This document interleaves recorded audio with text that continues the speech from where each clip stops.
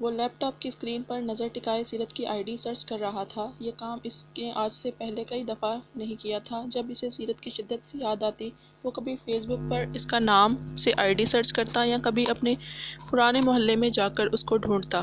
کیا کوئی ضروری کام کر رہے ہو؟ یسریٰ نے صوبان کے روم میں آ کر پوچھا۔ نہیں تو، بس ابھی تھوڑی دیر پہلے ہی رنم سے بات کی ہے، خیریت سے ہے وہ۔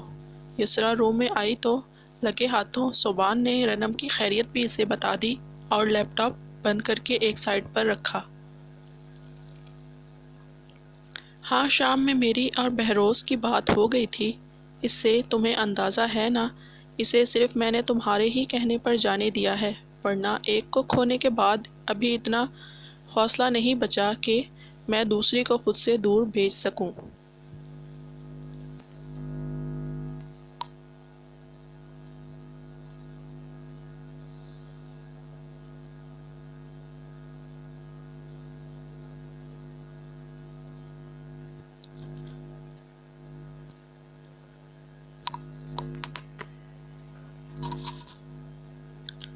یسریٰ اداسی سے بولی۔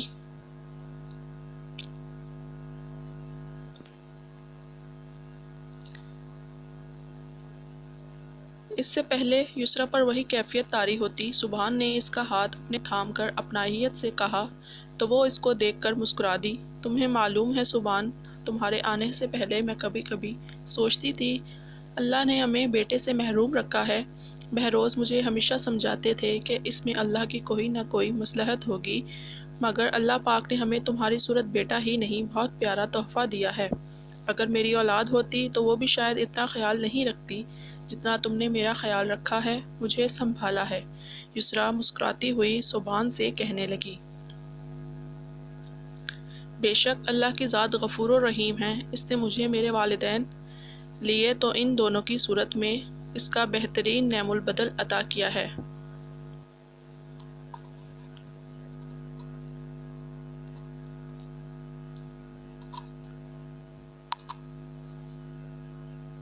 آپ نے اور بابا نے ہمیشہ مجھے سگی اولاد کی طرح پالا، کوئی فرق نہیں کیا مجھ میں اور رنم میں۔ اللہ کی ذات کے بعد ساری زندگی آپ دونوں کا شکر گزار رہوں گا۔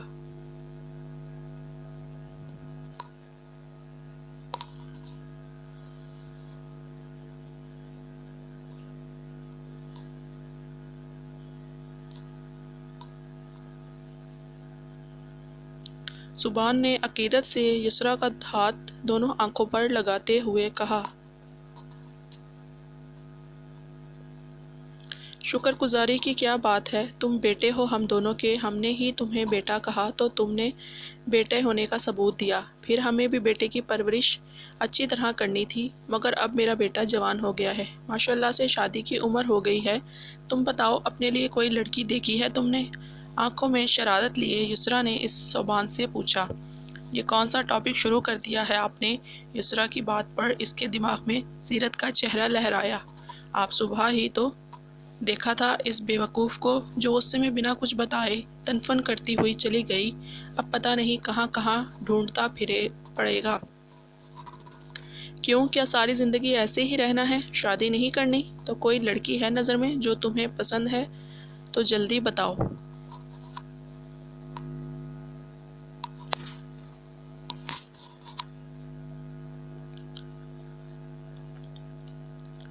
یسریٰ نے مصنوعی گھڑی دے کر کہا۔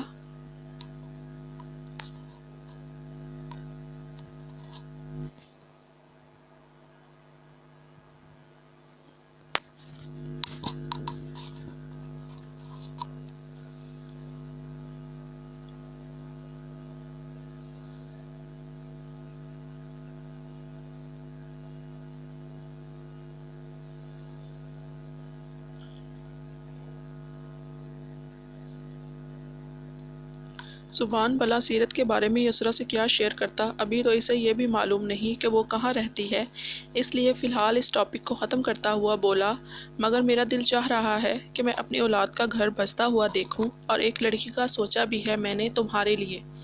یسریٰ کی بات پر صوبان کی ہنسی تھم گئی۔ کون ہے، کس کا سوچا ہے؟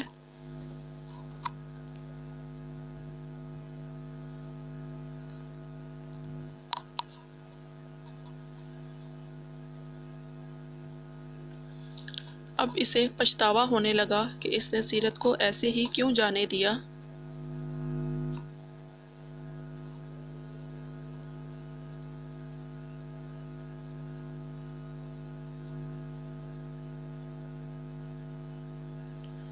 دیکھو صبحان، میں اس وقت تم سے جو بھی بات کروں گی ویسے صرف میرے دل میں خیال آیا ہے، یہ مت سمجھنا کہ میری بہت بڑی خواہش ہے۔ ہر ماں کے لیے بیٹے کی خوشی اہمیت رکھتی ہے، ویسے ہی میری نظر میں تمہاری خوشی اور مرضی کی اہمیت ہے۔ کسی دباؤ میں آ کر جواب نہیں دینا پلیز۔ میں نے سوچا اگر تمہاری اور رنم کی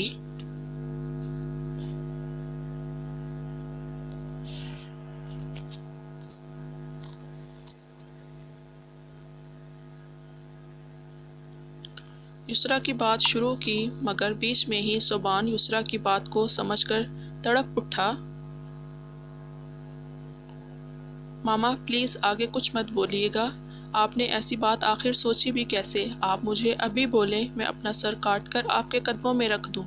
ایک دفعہ اف نہیں کروں گا، مگر ایسی بات دوبارہ مت کیجیے گا پلیز۔ جس طرح میں نے آپ کو اور بابا کو ماں باپ کا درجہ دیا ہے، رنم بالکل اسی طرح میری چھوٹی بہن ہے۔ میں مر کر بھی اس کے بارے میں ایسی بات نہیں سوچ سکتا ہوں۔ صبحان اپنا سر دونوں ہاتھوں میں تھامے بیٹھ گیا، شاید وہ اس طرح کی بات پر پریشان ہو گیا تھا۔ اس کو پریشان دیکھ کر یسریٰ نے صبحان کو گلے لگایا۔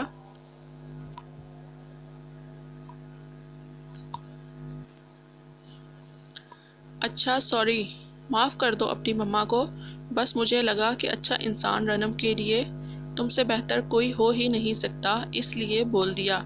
بہروز بھی راضی نہیں تھے اس بات پر، یہ تو صرف میرے دماغ میں خیال آیا۔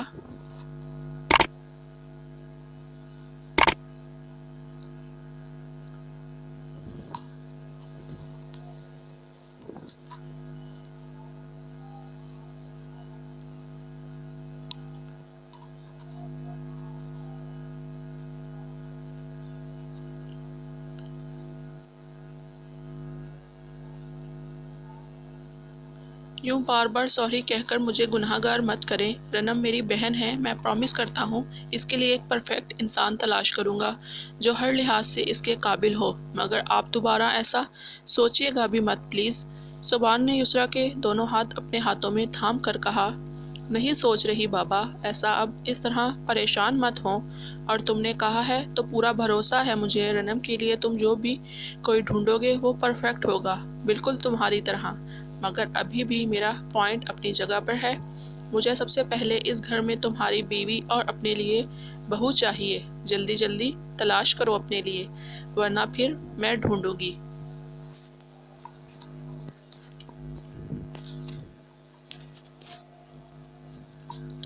اور اب ریسٹ کرو، شاباش۔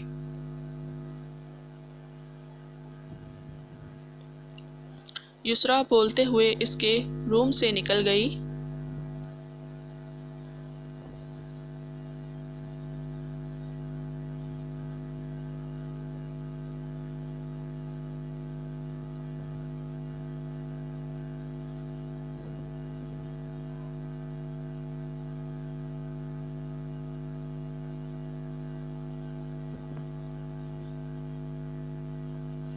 لیپ ٹاپ کو بے دلی سے اٹھا کر سائیڈ میں رکھتا ہوا وہ بیڈ پر لیٹ گیا اور ایک بار پھر وہ سیرت کے بارے میں سوچنے لگا۔ بہروز جب اسے اپنے ساتھ لے کر آیا تھا، اس کے ایک ہفتے بعد وہ دوبارہ اپنے پرانے محلے گیا تھا، مگر بدقسمتی سے ناصر کے گھر دوسرے لوگ شفٹ ہو چکے تھے جو کہ اس کے ایڈریس سے لا علم تھے۔ وہ مایوس ہو کر واپس چلا گیا۔ سیرت کے بارے میں سوچتے ہوئے اس کی آنکھ لگ گئی، اسے معلوم نہیں ہوا۔ سیرت دیوار سے ٹنگے آئینے میں کافی دیر سے اپنے آپ کو دیکھ رہی تھی اور صبحان کے برابر میں بیٹھی ہوئی لڑکی سے اپنا موازنہ کر رہی تھی۔ وہ لڑکی شاید نہیں، یقیناً اس سے زیادہ خوبصورت تھی۔ کتنی صاف اور اجلی رنگت تھی اس کی۔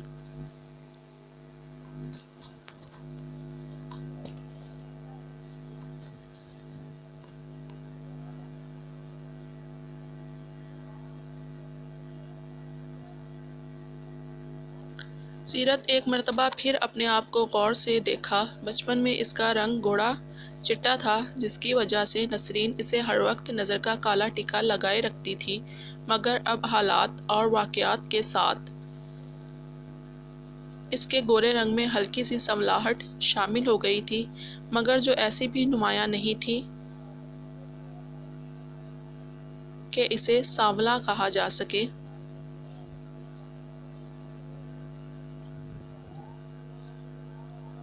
رنگ اس کا ابھی بھی صاف تھا، مگر وہ رنم سے اپنا موازنہ کرنے لگی۔ شاید اس کی آنکھوں کا رنگ نیلا تھا، نہیں ہرا۔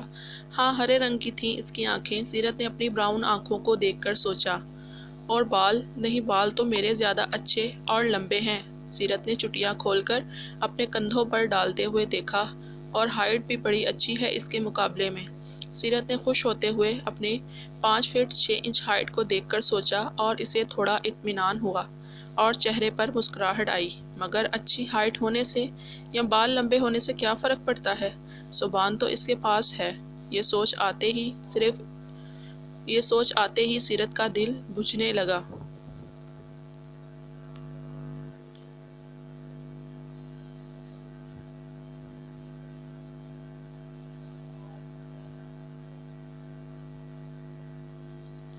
اچھا ہی ہوا جو بنا کچھ بولے اس سے آ گئی۔ معلوم نہیں اب دوبارہ کبھی ملاقات ہوگی کہ نہیں۔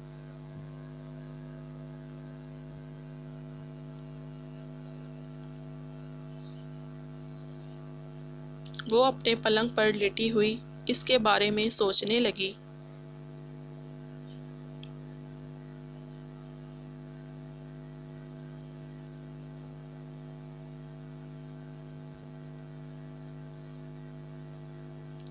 چودہ سال بعد وہ آج کھلی فضا میں سانس لے رہا تھا۔ اس کو رہائی نصیب ہوئی تھی۔ کیسا فیل ہو رہا ہے؟ سبحان اسے لینے آیا تھا۔ ڈرائیونگ سیٹ پر بیٹھتے ہوئے، ڈرائیونگ کرتے ہوئے اپنے برابر میں بیٹھے کاشان سے پوچھنے لگا۔ کچھ عجیب، کچھ نیا، کافی کچھ بدل گیا ہے۔ کاشان کھڑکی سے باہر کے مناظر دیکھ کر کہنے لگا۔ 14 سال کا عرصہ بھی تو کافی ہوتا ہے۔ سبحان کی بات کا اس نے کوئی جواب نہیں دیا۔ کہاں جا رہے ہیں ہم؟ بلکہ الٹا اس سے پوچھنے لگا۔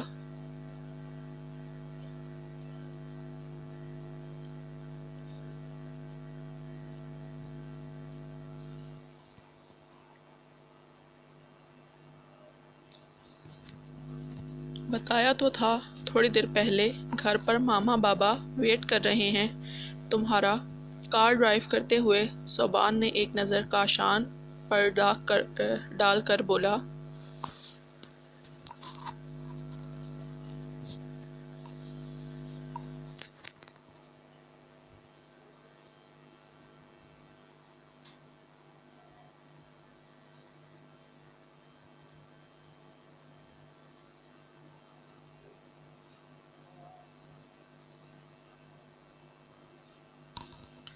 میں نے بھی تمہیں بتایا تھا تم اپنی فیملی کے ساتھ رہو، اس فیملی کا حصہ بن کر۔ میں ان لوگوں میں ایڈجسٹ نہیں کر پاؤں گا۔ میں نے تمہیں کہا تھا کہ میں کوئی جاب ڈھونڈ کر گزر بسر کر لوں گا۔ کاشی سنجیدگی سے بولا۔ کاشی، ماما بابا تم سے ملنے کے لیے ایکسائٹیڈ ہیں۔ تمہارے لیے روم سیٹ کرایا ہے مما نے۔ ان کے خلوص اور محبت کا ایسا جواب دو گے تم؟ سبحان نے خفا ہوتے ہوئے کہا۔ 14 سال میں کوئی ایسا دن نہیں گیا جب ڈرائیور کے ہاتھ جیل میں کھانا نہیں بھجوایا تھا، اور یہ ذمہ داری مما نے اپنے سر لی ہوئی تھی۔ جیل میں رہتے ہوئے ہر چیز مہیا کی جاتی، یہ سب احسانات ہی تو تھے سب ان کی فیملی کے۔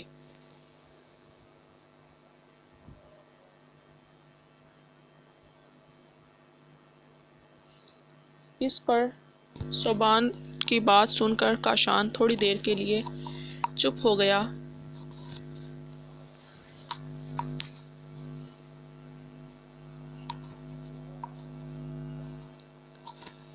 ایکسائٹیڈ تو تم ایسے کہہ رہے ہو جیسے میں جیل سے نہیں بلکہ حج ادا کر کے آ رہا ہوں۔ اچھا، اب زیادہ منہ بنانے کی ضرورت نہیں۔ جب تک کوئی ڈھنگ کی جاب نہیں مل جاتی تب تک میں تمہاری فیملی کے ساتھ رہوں گا۔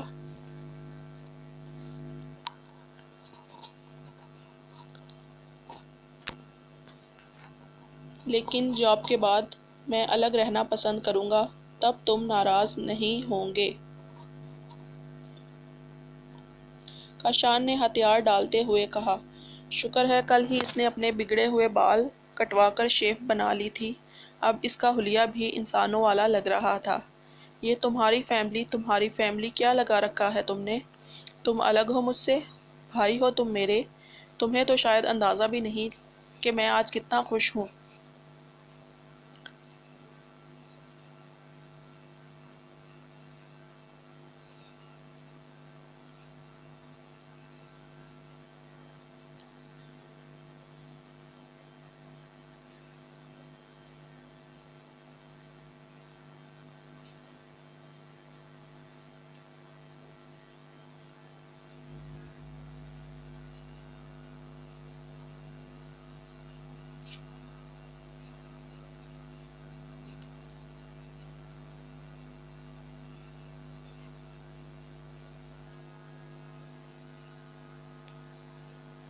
صبان نے گاڑی گیٹ کے آگے روکتے ہوئے کہا، باہر سے تو گھر بڑا پیارا لگ رہا ہے تمہارا۔ صبان نے کہا، اندر سے اور بھی پیارا لگے گا، اور اسے ساتھ لیے ہوئے اندر کی جانب بڑھ گیا، جہاں بہروز اور یسریٰ اس کا انتظار کر رہے تھے۔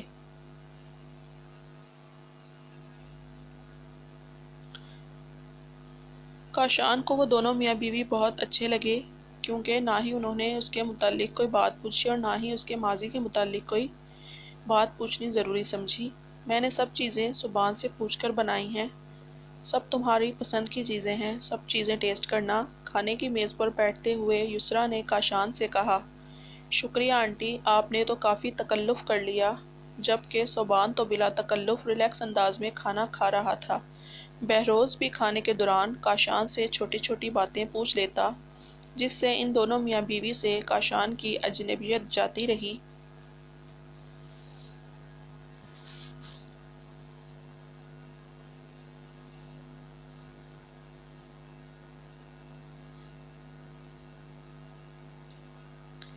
کیسا لگا تمہیں اپنا بیڈ روم؟ یہ سب تمہارے لیے مما نے سیٹ کروایا ہے، صبان نے پوچھنے کے ساتھ ساتھ ہی اسے بتایا۔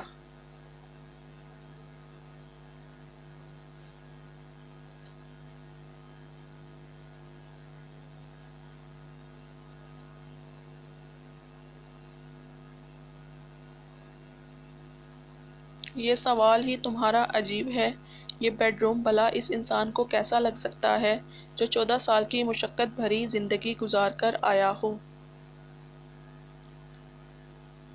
جیل میں تو صاف واش روم میسر نہیں تھے، اور اس طرح کا بیڈ روم کا تصور نہیں کیا جا سکتا تھا۔ کاشان کو اپنے بچپن کے 2 کمروں کا بوسیدہ سیلن زدہ مکان یاد آیا۔ کاشان، جو گزر گیا وہ سب بھول کر اپنی نئی زندگی کا آغاز کرو، اپنی زندگی کو اپنے لیے آسان بناؤ۔ ابھی فی الحال ریسٹ کرو، یہاں سے اوپر والا بیڈ روم میرا ہے، مگر میں اسٹڈی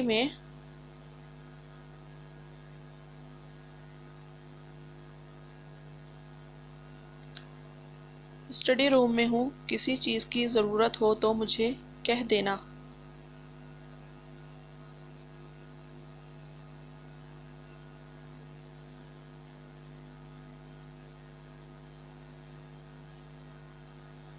صبان بولتا ہوا اس کے بیڈ روم سے نکل گیا۔